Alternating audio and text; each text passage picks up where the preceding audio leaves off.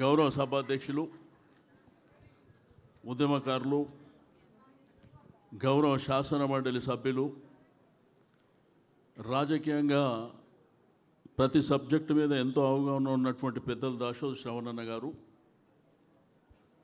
మన యువ నాయకులు, ఈరోజు కేటీఆర్ గారు బయటికి వెళ్తే కేటీఆర్ గారు మాట్లాడితే రేవంత్ రెడ్డి గారు రెండో వైపున బీజేపీ గుండెల్లో మరి కేటీఆర్ గారు బాణాలు వారు సంధిస్తుంటే గడగడలాడిపోతున్నటువంటి వ్యవస్థను చూస్తున్నాం. కాబట్టి మా వర్కింగ్ ప్రెసిడెంట్ కేటీఆర్ గారికి, గౌరవ శాసనసభ్యులు అన్న డాక్టర్ సంజయ్ గారు, గోవర్ధన్ రెడ్డి గారికి, సాయి కిరణ్ యాదవ్ గారు, ప్రసన్న గారికి, హేమలత గారు, వెంకటేష్ గారు, మహేష్ యాదవ్ గారు, విప్లవ్ అన్నకు, పార్టీకి ప్రాణ సమానులైనటువంటి కేసీఆర్ గారికి ప్రాణ సమానులైనటువంటి ఉద్యమకారులకు, పార్టీ నాయకులకు, కార్యకర్తలకు ఎంతో సంతోషదాయకమైనటువంటి సందర్భం. ఎస్ఐఆర్ గురించి, మెంబర్షిప్ గురించి కేటీఆర్ గారు మీకు వివరంగా చెప్తారు. 2 నిమిషాలు కూర్చోమనండి, కూర్చోండి. అయితే ఈ మీటింగ్ తర్వాత కేటీఆర్ గారు వారు మాట్లాడిన తర్వాత అందరికీ వెనుక భోజనాలు అరేంజ్ చేశారు. కాబట్టి దయచేసి ఆదివారమే కదా ఈరోజు, అయితే కీచుకాటు ఉందిలే, అందరూ కూడా దయచేసి భోజనం చేసుకొని వెళ్ళవలసిందిగా కోరుతా ఉన్నా. సరే, రాజకీయ వ్యవస్థను 30 ఏళ్ళ నుంచి చూస్తున్నాం. ఏమేం జరుగుతుందో హైదరాబాద్ సిటీలో, రాష్ట్రంలో ఏం జరుగుతుంది, దేశంలో ఏం జరుగుతుందో కూడా మనం అందరం చూస్తున్నాం. కానీ ఇప్పుడున్నటువంటి జనరేషన్ అంటే 25 నుంచి 30 ఏళ్ళు ఉన్న జనరేషన్కి ఏంటంటే 2001లో తెలంగాణ రాష్ట్రాన్ని సాధించాలని కేసీఆర్ గారు పార్టీ ఆవిర్భవించి మరి తెలంగాణ ఉద్యమ పోరాటాన్ని దశ దిశల వ్యాపింపజేసి ఢిల్లీ మేడలు పెంచినటువంటి ఆ విషయం ఇప్పటి జనరేషన్ తెలియదు.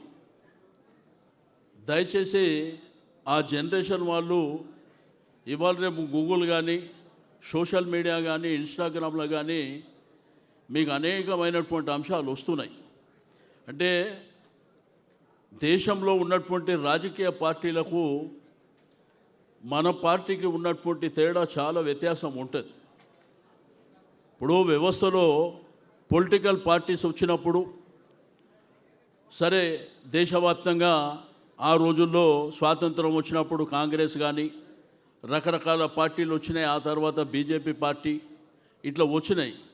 కానీ గులాబీ జెండా వచ్చింది రాజకీయం కోసం, రాజకీయ పార్టీ కోసం రాలే.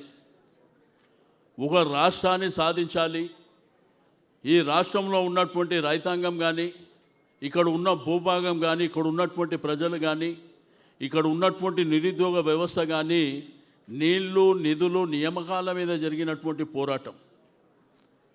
ఎందుకంటే సమైక్య ఆంధ్రప్రదేశ్లో మన రాష్ట్రానికి జరిగినటువంటి అన్యాయం మీద పోరాటం. బట్ ఆ పోరాటాన్ని సాధించి, అంటే అది వీరోచితమైనటువంటి పోరాటం. ఆ పోరాటంలో ఒక రాష్ట్రాన్ని సాధించినటువంటి గొప్ప నాయకుడు కేసీఆర్ గారు.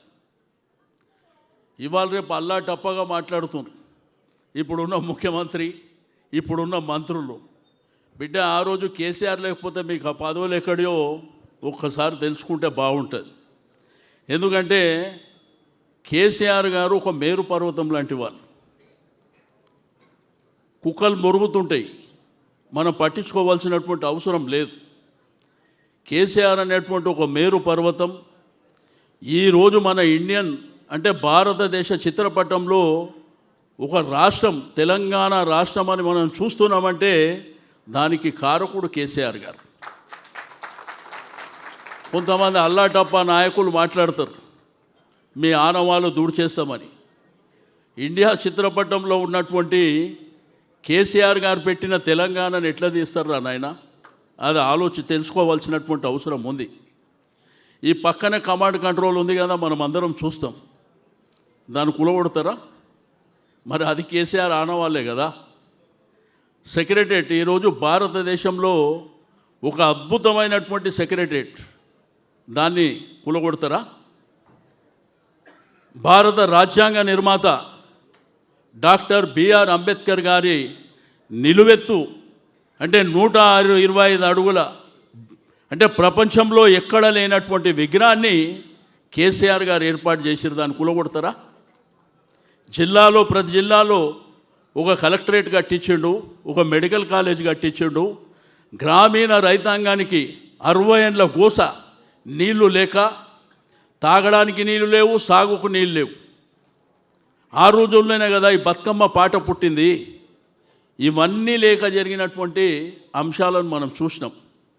ఇక మీ ఖైరతాబాద్ నియోజకవర్గం ఆ రోజు తెలంగాణ రాష్ట్ర సమితి ఆధ్వర్యంలో కేసీఆర్ గారి నాయకత్వంలో ప్రభుత్వాన్ని ఏర్పాటు చేస్తే ఆ రోజు మున్సిపల్ మినిస్టర్గా కేటీఆర్ గారు ఆ రోజు వేసినటువంటి రోడ్లే కదా మీ బస్తీలలో ఉన్నాయి, ఆ రోజు వేసినటువంటి డ్రైనేజీ సౌకర్యమే కదా మీ బస్తీలలో ఉన్నాయి, ఆ రోజు కట్టినటువంటి ఇండ్లే కదా మన బస్తీలలో ఉన్నాయి.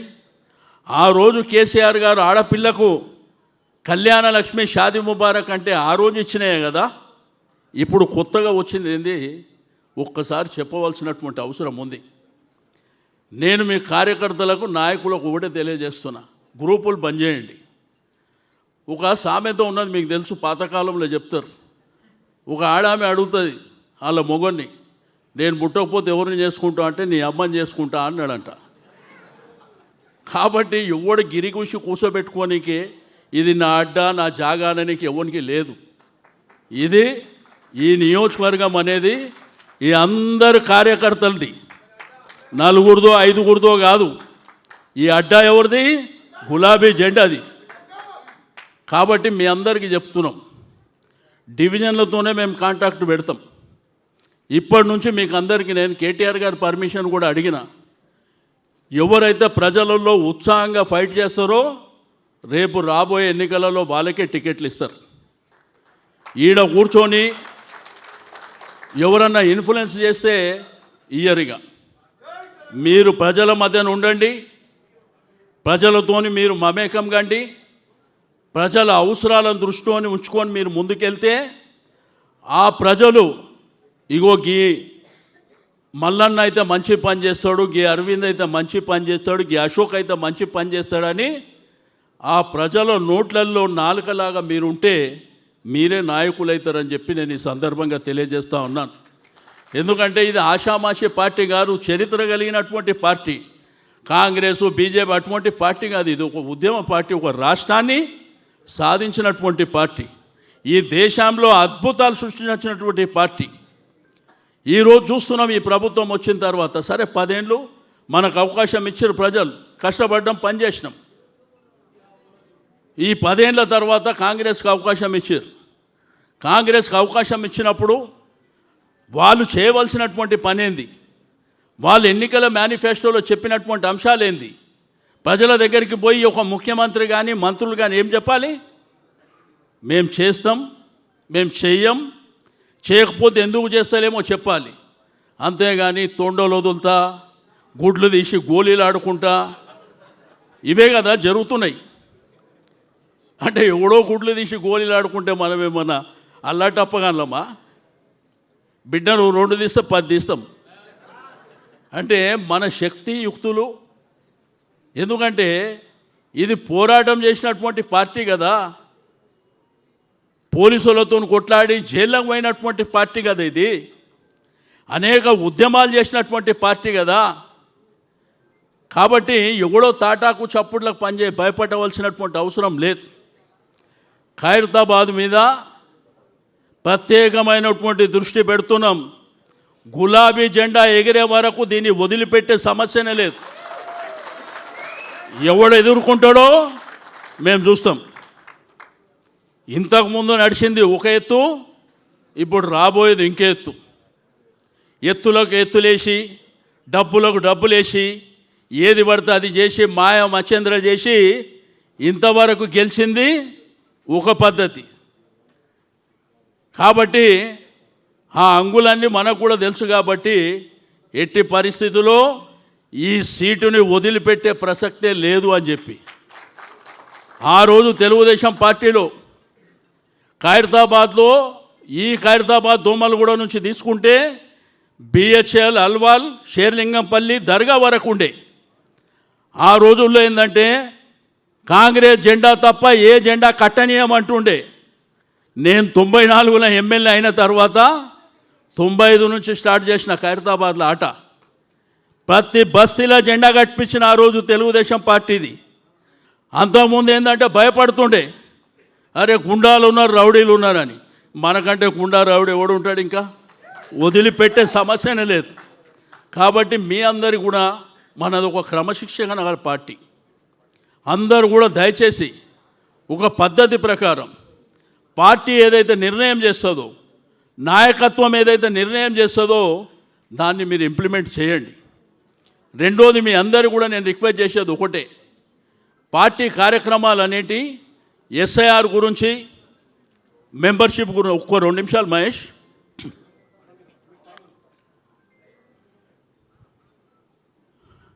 ఎస్ఐఆర్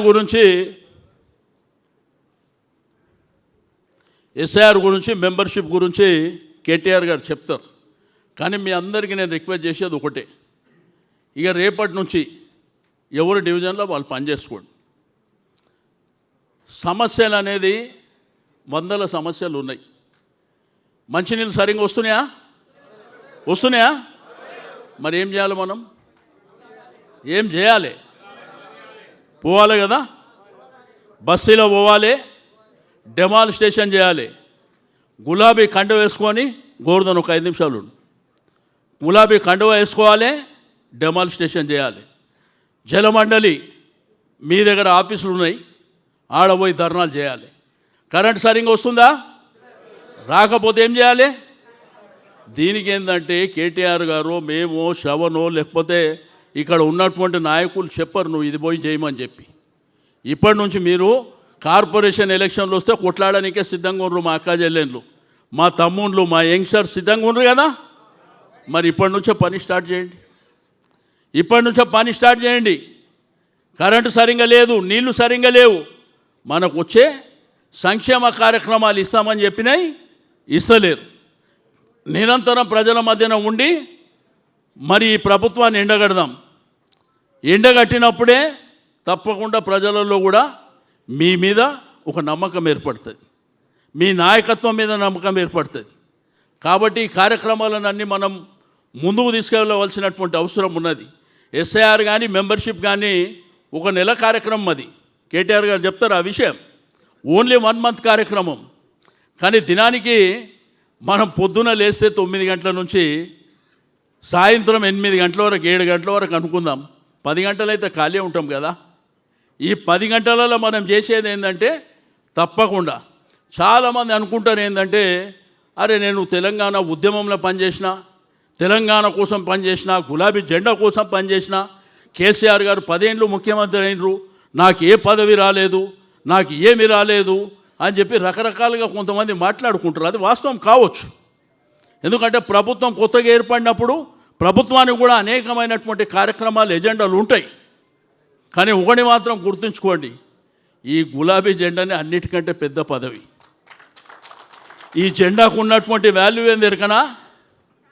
మీ బస్తీలో నీళ్లు రాకపోతే వాళ్ళు నీ దగ్గరికే ఎందుకు వస్తున్నారు నీ దగ్గరికే? ఈ జెండాకు ఉన్నటువంటి పవర్, ఈ గులాబీ పార్టీలో ఉన్నటువంటి పవర్ నీ ఇంటికి రప్పిస్తుంది. ఆడ 300 ఇండ్లుంటే నిన్నే నాయకునిగా అక్కడ పేపర్లు ఎందుకు వస్తుంది? ఈ యొక్క జెండాకు ఉన్నటువంటి పవర్. మన ప్రభుత్వం వచ్చినప్పుడు ఎన్ని మేళ్ళు చేసినాం, పెన్షన్లు ఇచ్చినాము, రకరకాల కార్యక్రమాలు, రోడ్లు వేయించినాం, ఇండ్లు కట్టించినాం, ఫ్లైఓవర్లు కట్టినాం, పార్కులు కట్టినాం, వైకుంఠ ధామాలు కట్టినాం, పంజగుట్ట బొందలు గడ్డ అంటాం కదా మనం.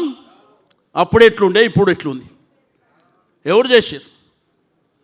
అంటే కేసీఆర్ గారి ఆలోచన అంతవరకు వెళ్ళింది. ఇప్పుడు చూస్తున్నాం ఈ ప్రభుత్వాన్ని.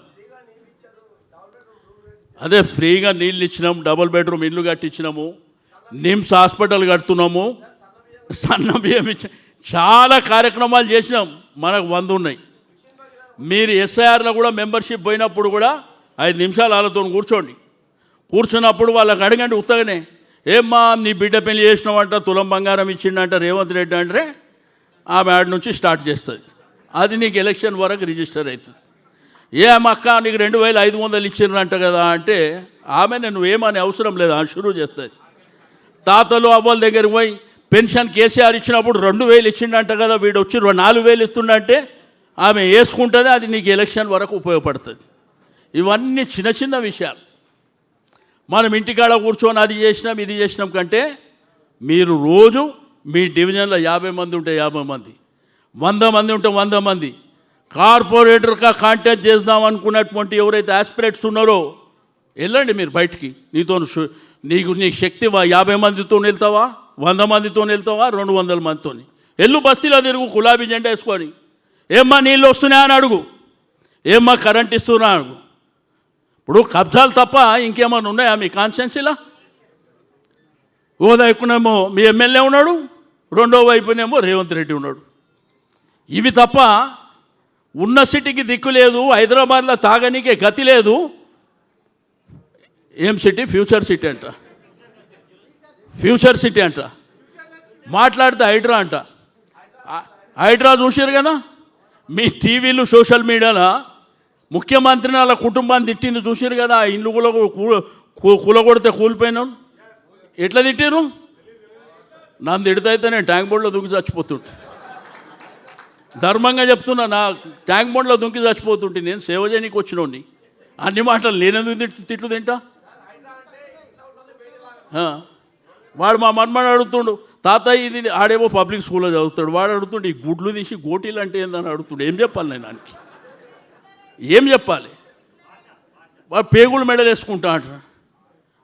అరే ఒక ఉన్నతమైనటువంటి పదవి, ఈ రాష్ట్రానికి ముఖ్యమంత్రి లాంటి పదవి, అది వదిలిపెట్టి నువ్వు ఈ లాంగ్వేజ్ ఏంది?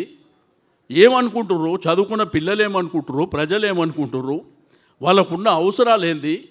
అవన్నీ వదిలిపెట్టి. కాబట్టి నేనేమంటున్నా, ఖైరతాబాద్లో ఇప్పటి నుంచి ప్రత్యేకమైనటువంటి దృష్టి ఉంటుంది. ఎవడు కొట్లాడతాడో, ఎంతవరకు వెళ్దామో, మీ దగ్గరికి ఎవరు వస్తారో నేను కూడా మీతో పాటే ఉంటా. ఎవ్వరు కూడా భయపడవలసినటువంటి అవసరం లేదు. తప్పకుండా ఈ ప్రభుత్వం మెడలు వంచి ప్రభుత్వం చెప్పినటువంటి అనేకమైనటువంటి సంక్షేమ కార్యక్రమాలు మీరు ఇచ్చే వరకు మిమ్మల్ని వదిలిపెట్టే సమస్యనే లేదు. ఎందుకంటే పార్టీ ఏమన్నా ఆషామాషి పార్టీ? ఈ రాష్ట్రాన్ని తెచ్చినటువంటి పార్టీ ఈ గులాబీ జెండా ఆషామాషి పార్టీ కాదు. కాబట్టి ఈ తెలంగాణ భూభాగం మీద ఎవ్వడెన్ని నకరాలు చేసినా కానీ వదిలిపెట్టే సమస్యనే లేదు. ఎట్టి పరిస్థితుల్లో వదిలిపెట్టాం. ఏంది దోపిడీ రాష్ట్రంలో? ఎవరికి దోచింది ఆడే దోసుకుంటుండు, ఎవడు ఇష్టం ఉన్నది వాడే చేసుకుంటుండు, ఏది పడితే అది. ఈరోజు ఏంటంటే హైదరాబాద్ పరిస్థితి, కేసీఆర్ గారి పరిపాలన ఎంత అద్భుతమైనటువంటి పరిపాలన అందించిండు. ఆ రోజు ప్రజలు ఎంత సంతోషంగా ఉన్నారు. ఈరోజు పండుగ చేసుకుందామంటే కూడా జోబులో 1000 రూపాయలు లేవు పండుగలు చేసుకుంటే. ఆ రోజు సంబంధ వర్గాలు సంతోషంగా ఉండాలని ఒక మాంకాళి జాతర చేసుకుంటే మీరు చందాలు వసూలు చేయొద్దు, ప్రభుత్వమే ఇస్తుందని పెద్ద మనసుతో కేసీఆర్ గారు ఇచ్చారు. ఒక రంజాన్ చేసుకుంటే పేదవాళ్ళు కొత్త బట్టలు లేదంటే తోఫా అనే కార్యక్రమాన్ని పెట్టి ఆ రోజు వాళ్ళకు ఆ కార్యక్రమం చేశాడు. అదేవిధంగా క్రిస్టియన్కు క్రిస్మస్ చేసుకుంటే ఇట్లా అన్ని వర్గాల ప్రజలు సంతోషంగా ఉండాలనేటువంటి భావనతోని కార్యక్రమాలు. ఓకే, ప్రజల అధికారం 10 ఏళ్ళ తర్వాత ఇవ్వకపోయిండొచ్చు, కానీ ఈరోజు అదే ప్రజలు ఏం చెప్తున్నారు? కేసీఆర్ గారు ఎక్కడున్నావు మీరు రావాలి, కేసీఆర్ గారు మీ పరిపాలన మళ్ళీ కావాలి. రైతాంగం రాష్ట్రంలో ఒడ్లు కొనేటోడు దిక్కులేడు. ఆ రోజు కేసీఆర్ గారు యూరియా 6 నెలల ముందే స్టాక్ చేసి పెడుతుండే. ఈరోజు ఎక్కడికి పోయినాయి? పెద్ద పెద్ద పేపర్లు యాడ్లు వేసుకుంటారు సిగ్గు లేకుండా పని చేయకుండా. కాబట్టి మీ అందరికీ నేను ప్రత్యేకంగా రిక్వెస్ట్ చేసేది ఒకటే, మీరందరూ సంతోషంగా ఉండండి. ఈరోజు ఇక్కడ ఉన్నటువంటి వాళ్ళు కూడా సీనియారిటీ జూనియారిటీ పెద్ద చిన్న మొదటి నుంచి ఉన్నాయి, అన్ని గౌరవాలు అందరికీ ఉంటాయి. ఎవరినో ఇగ్నోర్ చేయాలి, ఎవరినో దూరం పెట్టాలి, ఎవరినో దగ్గర పెట్టాలని మేము కోరుకునేటోళ్ళం కాదు. అందరు సమిష్టిగా కలిసి పోరాటం చేద్దాం, అందరు కలిసిమెలిసి పోరాటం చేద్దాం, అందరూ ఒకరి సహకారం తీసుకొని పోరాటం చేద్దాం. ఎందుకంటే మీద పోరాటం చేయడం మూలన మనకే నష్టం జరుగుతుంది. కాబట్టి డెప్త్కి వెళ్ళి పోరాటం చేద్దాం. అంతేగాని దీంట్లో కొంతమందిని దూరం పెట్టాలి, దగ్గర పెట్టాలి, అటువంటి కార్యక్రమాలు ఉండవు. ఇది పార్టీ అనేది సముద్రం లాంటిది. ఎందుకు చెప్తున్నా అంటే కొంతమందికి తెలియక, నేను 30 ఏళ్ళ నుంచి రాజకీయాల్లో ఉన్నా, నాకు అనుభవం ఉన్నది. అనుభవం ప్రకారం నేను గీత గీసుకొని కూర్చుంటాను, నా తప్పే ఓడలేడని. పార్టీ ఒకవేళ నన్ను పక్కన పెట్టింది అనుకో, నా ఇంటి పక్కలో 4 తయారైపోతారు, నేను ఎక్కడికో పోతా. ఇది రాజకీయాలలో అంటే కొన్ని డైమెన్షన్స్ ఉంటాయి, రాజకీయాలలో అప్ అండ్ డౌన్స్ కూడా ఉంటాయి. ఏ టైంలో ఎట్లా జాగ్రత్త పడి ముందుకెళ్ళాలో అది మన మీద ఆధారపడి ఉంటుంది. అందుకే చెప్తున్నా, అందరం సమిష్టిగా మీకు ఎవ్వరికైనా కానీ ఏ టైంలో ఏ ఇబ్బంది ఏ అవసరం ఉన్నా నాకు ఫోన్ చేయండి, రండి. ఇప్పటికే చాలామంది వస్తుంటారు నాకు ఖైరతాబాద్ కాన్స్టిట్యున్సీ నుంచి.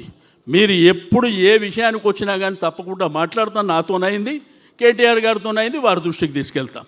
తప్పకుండా మీకు ఏంటంటే కాన్స్టిట్యున్సీ డెవలప్మెంట్. ఇప్పుడు మీకు శ్రవణ్ అన్న ఎమ్మెల్సీగా ఉన్నాడు, ఆయన కూడా మీరు శాసన మండలిలో కొట్లాడతాడు.